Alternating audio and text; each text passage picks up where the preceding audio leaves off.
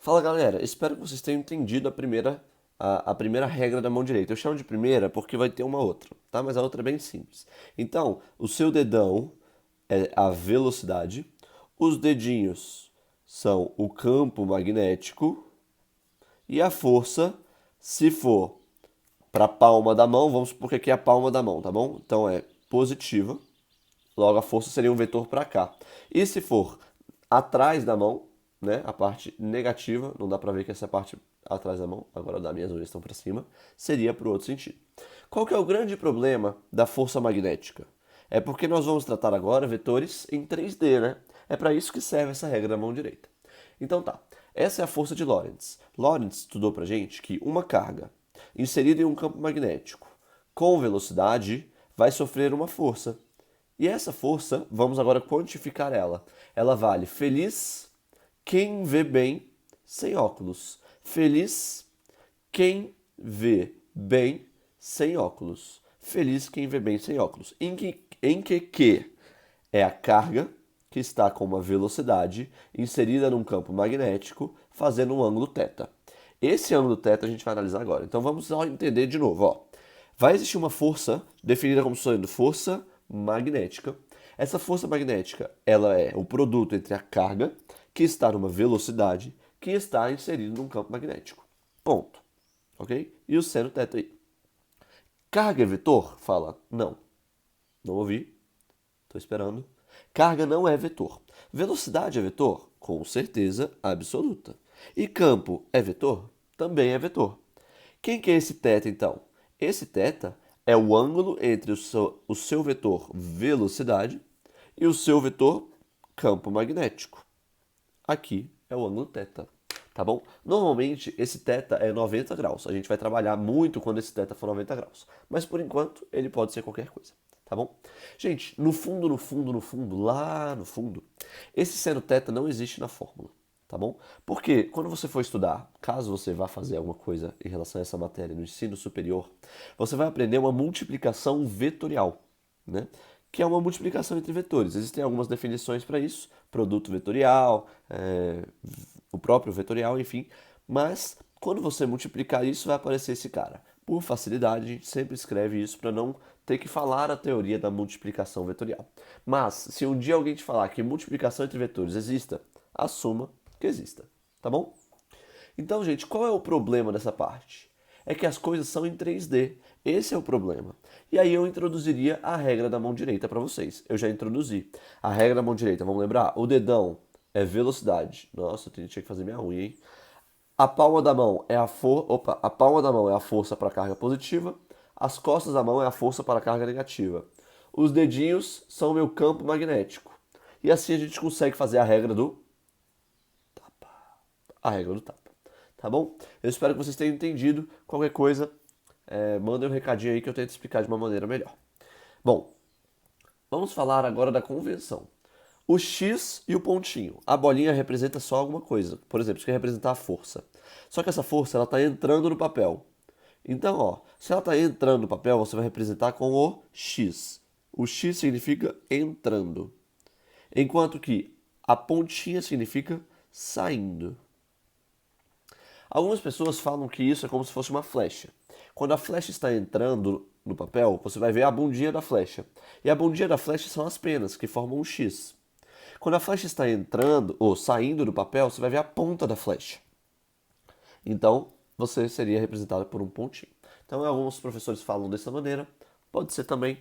A gente não tem uma regra estipulada do jeito que tem que ser falado, né?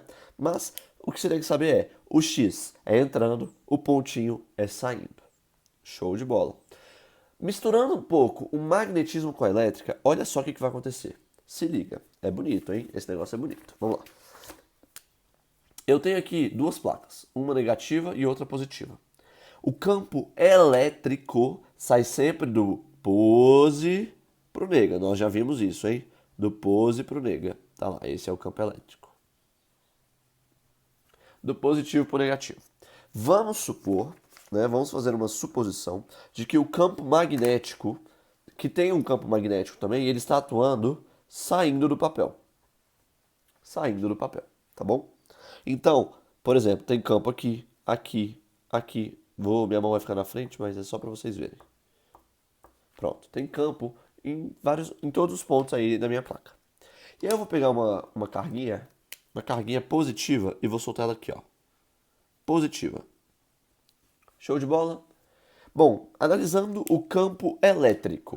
Essa carguinha, ela tende a subir ou a descer? Ela tende a subir. Então aqui vai existir uma força elétrica para cima. Mas em relação ao campo magnético agora. Ixi Maria, vamos ver, vamos ver. Em relação ao campo magnético, ela tem velocidade? Ela não tem velocidade. Então qual que é a força do campo magnético? Zero. Vamos lembrar a fórmula?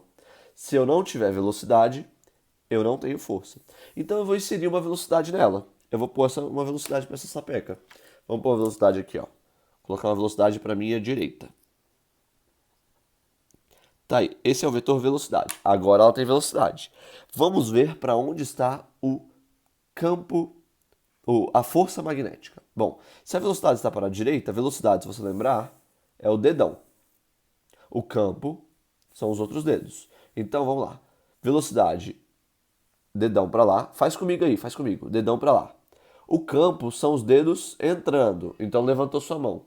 Sua mão, então, a palma da sua mão tem que estar virada para você e os dedos apontando para cima e o dedão apontando para a sua direita. Logo, a força magnética, ela será para o seu rosto ou será para fora do seu rosto? A força magnética será um tapa na sua cara. Se você estiver olhando para sua mão, vai ser um tapa na sua cara. Então, já sei que a força magnética, pela regra da mão direita, está para baixo. Essa é a força magnética. Força magnética. E vamos supor que eu quero que essa carguinha ela fique andando nessa linha aqui, ó. Que ela nem suba, nem desça. O que eu tenho que falar entre as forças aqui, então? Eu tenho que falar que a força elétrica tem que ser igualzinha à força magnética. E qual que é a fórmula da força elétrica? Para um campo elétrico externo, Q vezes E. E qual que é a fórmula da força magnética? Feliz quem vê bem sem óculos. Porém, qual que é o ângulo entre a velocidade e o campo? O campo está entrando, a velocidade está para a direita, né? Logo, o ângulo é 90 graus. Qual que é o seno de 90? Seno de 90, se você for analisar, vale 1. Então, eu posso desprezar esse cara aqui porque ele vai valer 1. Tudo bem? Então, feliz quem vê bem sem óculos é igual a 1, igual a Q vezes E. Eu posso decepar as cargas. E aí eu cheguei que para que o meu carinha consiga ficar na reta, que ele não seja nem desviado para cima nem para baixo, eu preciso que a minha velocidade seja definida como sendo o campo elétrico dividido pelo campo magnético. Opa, não deu para ver? Essa é a velocidade que a minha carguinha positiva teria que ter, pois ela está sofrendo uma força elétrica para cima e uma força magnética para baixo, com uma velocidade para a direita. Tudo bem?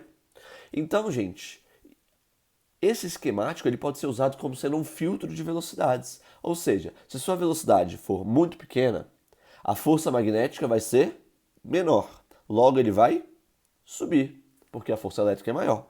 Agora, se a velocidade, né, da carga for muito grande, a força magnética vai ser bem maior, porque esse cara vai ser maior. Logo, a carga tende a descer.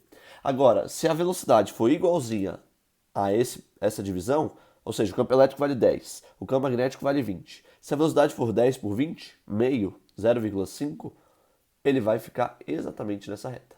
Show de bola? Bom, vamos então para uma outra partezinha. Pessoal, qual é a fórmula mesmo? Qual que é a fórmula? Feliz quem vê bem sem óculos. Show de bola? Feliz quem vê bem sem óculos. Quem é o θ? Bom, eu já falei para vocês, é o ângulo, é o ângulo entre o campo magnético e a velocidade. Nós já tratamos isso. Mas se liga, gente.